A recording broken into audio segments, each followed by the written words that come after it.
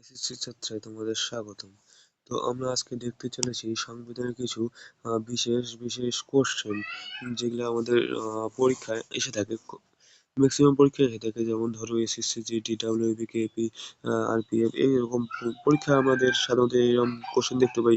যেমন এখানে দেওয়া আছে, দেখো, সরকারি চাকরির ক্ষেত্রে সবার অধিকার সমান কত নম্বর ধারায় রয়েছে, শিক্ষার অধিকার কত নম্বর ধারায় রয়েছে, আর তারপর দেখো যে 19 নম্বর ধারায় কিসের কথা উল্লেখ রয়েছে, তারপর দেখবো আইনের চোখে সমান অধিকার, এটা হচ্ছে কত নম্বর ধারায় রয়েছে। তারপর দেখবো কত সালে সংবিধান মান্যতা দেওয়া হয়, কত সালে সংবিধানকে মান্যতা দেওয়া হয়, মানে আমরা কত সালে মান্যতা দিই, সংবিধান কবে চালু হয়। এরকম আর কি কিছু প্রশ্ন আমরা আজকে দেখতে চলেছি। তো ভিডিওটি না টেনে শেষ পর্যন্ত দেখুন। আমরা দেখতে থাকি।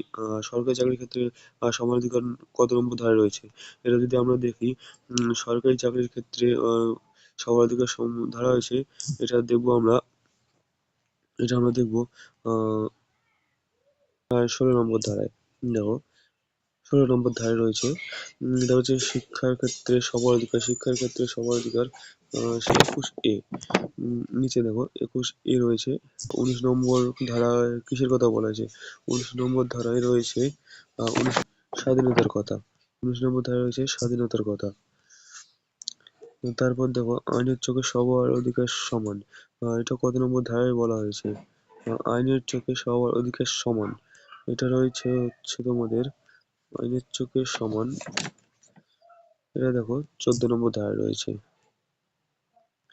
কত সালে সংবিধানকে মান্যতা দেওয়া হয়?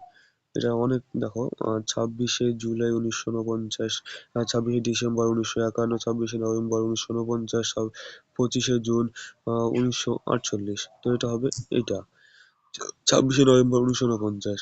সংবিধান কবে চালু করা হয়? এটা আমরা ম্যাক্সিমাম মানুষ জেনে থাকি, এবং এটা এই দিনটা আমরা পালন করে থাকি, যেমন হচ্ছে 26শে জানুয়ারি 1950 সালে এটা হবে এটা। তো এই কয়টাই আমার আজকে কোশ্চেন ছিল। তো এরকম করে আমরা নেক্সট ভিডিও অনেক কিছু দিয়ে থাকবো। ধরো রেজনিং আসবে, এরপর ম্যাথ আসবে, এভাবে এমসিকিউ টাইপে আমি নিয়ে আসবো। শুধু পরে তোমাদের এখানে আমি সলিউশন করে দেবো, এই জায়গাটায় আমরা সলিউশন করব। ঠিক আছে? তো চ্যানেলটি সাবস্ক্রাইব করে রাখা দাও।